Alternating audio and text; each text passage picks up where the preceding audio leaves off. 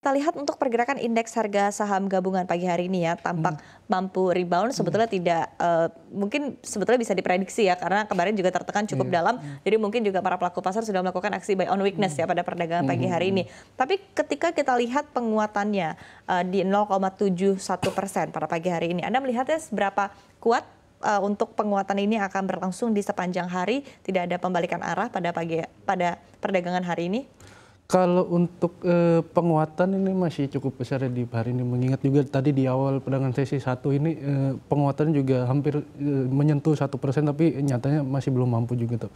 Melihat juga apakah di zona merah ini masih ada kemungkinan, tapi sepertinya di akhir perdagangan ini tipis ya. Jadi memang masih ada kemungkinan terkoreksi, tapi mungkin tipis-tipis saja. Tapi melihatnya ketika ini masih ada pembalikan arah, sempat koreksi penguatan ini cenderung terpangkas, tapi mulai balik lagi. Jadi memang seperti ini cukup kuat untuk hari ini karena memang beberapa penggerak seperti saham perbankan ini sudah mulai bangkit kembali. Oke, baik. Nah, tadi saham perbankan sudah mulai bangkit kembali ya. Kita lihat memang kemarin tampaknya sudah menyentuh level supportnya begitu. Tapi di satu sisi untuk penguatannya yang berada di 1 hingga 2% pada perdagangan pagi hari ini, apakah memang Anda melihatnya mungkin akan berlangsung cukup lama atau justru nanti mungkin akan ada terkoreksi lagi begitu mengikuti, apalagi kita ketahui bahwa sentimennya juga masih wait and see saat ini.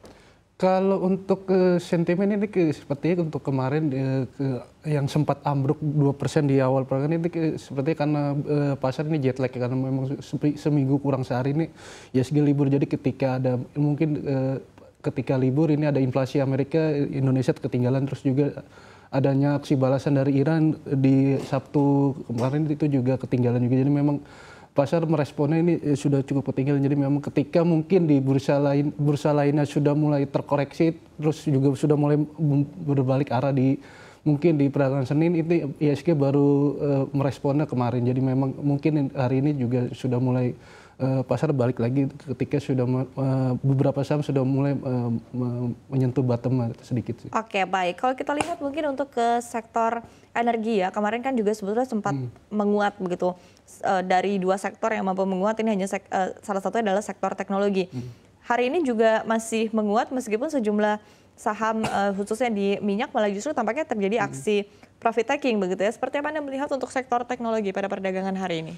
Kalau untuk sektor teknologi sepertinya masih cukup volatil untuk perdagangan hari ini. Mungkin kemarin juga sempat terkena imbas dari panic selling investor karena memang sentimen memburuk ya juga. Jadi memang ketika sentimen memburuk ini menjadi sentimen negatif bagi saham-saham teknologi. Untuk saham-saham teknologi ini sepanjang pekan ini sepertinya masih akan bergerak volatil. Mengingat juga masih adanya pasar masih wait and see melihat kondisi dari eskalasi di Timur Tengah.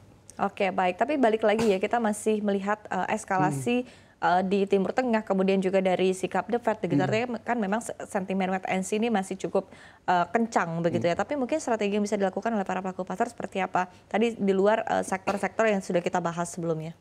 Kalau untuk mungkin di pekan ini pasar masih belum akan ini ya, karena memang mungkin masih beberapa yang masih di daerah aslinya, jadi mungkin masih belum memburu saham-saham, jadi memang masih wait and see. Tapi melihat juga mungkin di pekan depan ini pergerakan sudah cenderung lebih pasti. Tapi saya melihatnya walaupun ISG menguat, tapi nantinya akan lebih cenderung mendatar di level psikologis 7.200 sih. Oke, baik. Kemudian kita juga melihat untuk pelemahan rupiah hari ini juga masih berlangsung begitu, bahkan di 16.200. Tadi begitu kita akan lihat tentunya seperti apa pandangan dari Mas Chandra begitu berkaitan dengan pelemahan rupiah dan juga efeknya kepada sejumlah emiten di bursa kita. Kalau untuk rupiah ini kemungkinan masih akan terdepresiasi ya, masih potensi untuk menyentuh level psikologis 16.300 ini masih cukup besar karena memang di hari ini saja sudah melemah ke level psikologis 16.250 kalau saya melihat tadi. Jadi memang masih ada terkoreksi karena memang dolar Amerikanya masih cukup kuat ya di perdagangan hari ini. Jadi memang masih ada sentimen negatif bagi rupiah. Untuk dampaknya terhadap depresiasi rupiah ini tentunya ke beberapa saham seperti konsumer yang memang berorientasi impor, terus juga mungkin farmasi juga karena bahan bakunya dari impor juga. Oke.